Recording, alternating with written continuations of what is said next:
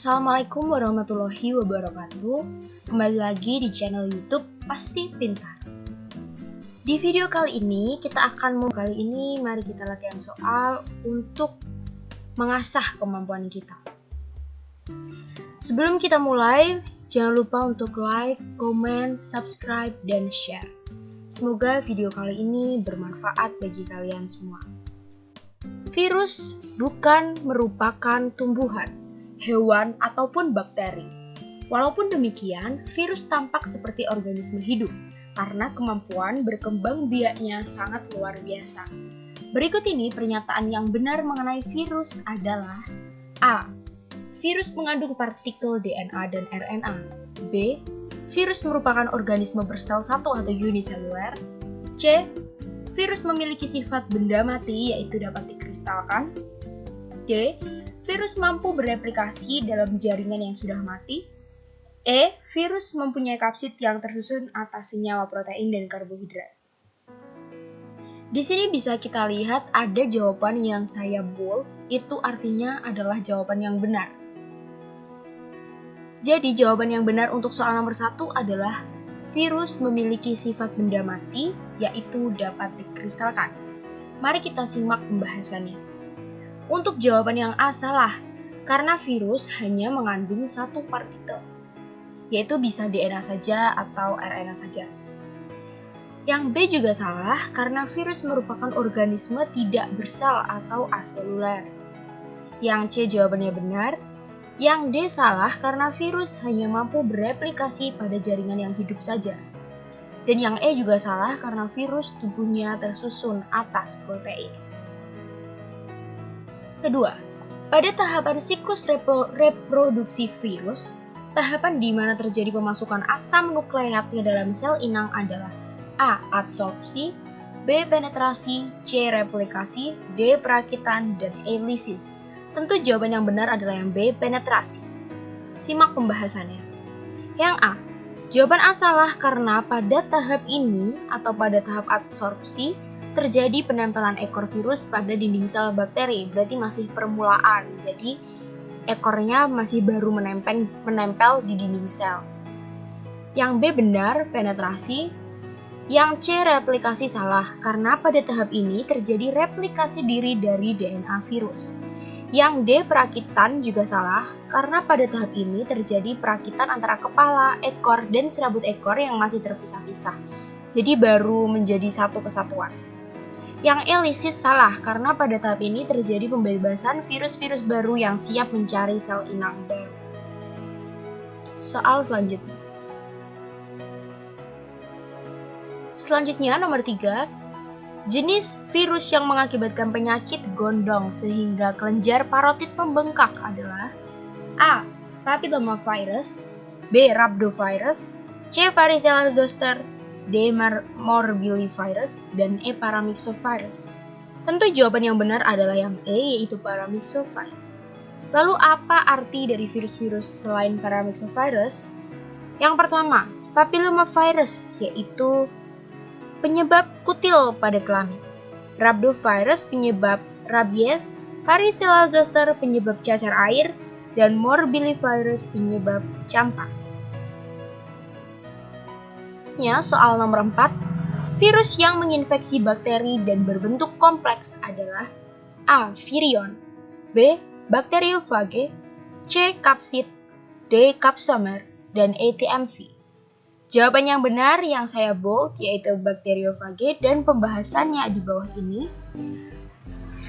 Virion bukan merupakan virus. Virus adalah partikel nukleoprotein, sedangkan virion adalah bentuk aktif yaitu infeksi dari virus. Sedangkan kapsid adalah protein yang menyelubungi DNA pada kepala virus. Capsomer adalah unit-unit protein yang menyusun kapsid. Dan TMV adalah virus penyebab penyakit mozaik pada daun tembakau dan berbentuk helix atau batang. Jadi yang berbentuk kompleks yang sesuai pilihan yang di atas adalah Bacteriophage.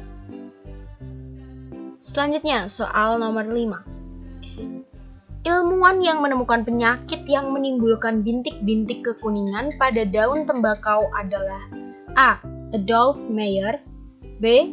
Dmitri Ivanovsky, C. Martinus Beijering, D. Wendell Stanley, E. Aristoteles. Pembahasannya. Oh ya, tentu yang nomor 5 ini jawabannya yang saya bold, yang benar, yaitu Adolf Meyer. Lalu kita simak siapakah penemunya, yang lain-lain yang di bawahnya Adolf Meyer. Dmitri Ivanovsky. Ia menyaring getah tembakau yang sakit dan hasil saringannya dioleskan pada tumbuhan sehat. Dan kemudian tumbuhan sehat itu tertular. Jadi Dmitri itu mencoba percobaan yang mengoleskan pada tumbuhan sehat ini. Perlu diingat ya itu. Selanjutnya Martinus Beijering. Ia menemukan bahwa partikel mikroskopis penyerang tembakau dapat bereproduksi pada tanaman tembakau, tetapi tidak dapat dibiarkan pada medium pertumbuhan bakteri. Selanjutnya Wendell Stanley berhasil mengkristalkan partikel yang menyerang tanaman tembakau. Yang terakhir ada Aristoteles. Soal yang keenam. Virus dapat dibiarkan pada media A. Telur ayam yang tidak dibuahi, B. Telur ayam yang mengandung embrio hidup, C. Larutan kaya nutrisi, D. Agar kaya vitamin, dan E. Air kaldu kaya protein. Jawaban yang benar adalah yang B. Telur ayam yang mengandung embrio hidup. Pembahasannya. Perlu kita ingat bahwa ciri-ciri virus adalah selalu menempel pada sel inang yang hidup. Jadi jawaban yang paling cocok adalah yang B, karena selain yang B itu adalah merupakan benda-benda yang tidak hidup. Jadi yang bisa ditempeli oleh virus itu hanya benda-benda yang hidup. Berhubung di dalam telur ayamnya itu sudah ada embrio hidup, jadi virus bisa berkembang biak. Oke, baik, selanjutnya. Nomor 7. Cara hidup virus bersifat A. Saprofit, B. Parasit aerob, C. Parasit anaerob, D. Parasit fakultatif, dan E. Parasit obligat. Jawaban yang benar adalah yang E. Parasit obligat. Pembahasannya. Yang pertama, cara hidup saprofit atau menumpang pada makhluk hidup lain yang sudah mati. Berbeda dengan parasit, kalau parasit menumpang pada makhluk hidup yang masih hidup. Saprofit ini dialami oleh jamur saprofit dan anggrek yang menumpang pada sisa batang kayu yang sudah lapuk. Jadi, cara hidup saprofit ini menumpang pada batang kayu yang sudah mati, atau bisa jadi batang kayu yang sudah jatuh, yang sudah mati dan kemudian lapuk. Seperti itu. Selanjutnya, parasit aerob adalah parasit yang membutuhkan udara untuk metabolisme. Selanjutnya, parasit anaerob yaitu parasit yang bisa hidup tanpa udara. Selanjutnya, parasit fakultatif adalah organisme yang hanya bersifat parasitis pada beberapa organisme dalam waktu terbatas. Selanjutnya, parasit obligat sendiri adalah parasit yang tidak bisa bereproduksi di luar sel inang. Jadi, ia memaksa sel inang untuk membantu proses reproduksinya. Soal selanjutnya, nomor 8. Virus tersusun atas selubung protein yang disebut A. Virion, B. Vaksin, C. Kapsid, D. Partikel virus, E. herpes. Pembahasannya. Kepala virus sendiri berisi DNA dan diselubungi protein yang disebut kapsid. Kapsid tersusun atas unit protein yang disebut kapsomer. Jadi bisa kita lihat pembahasannya di video saya yang sebelumnya. Ada struktur tubuh virus yang terdiri dari kepala hingga yang paling bawah ada ekor. Jadi DNA ini terdapat di bagian kepala virus.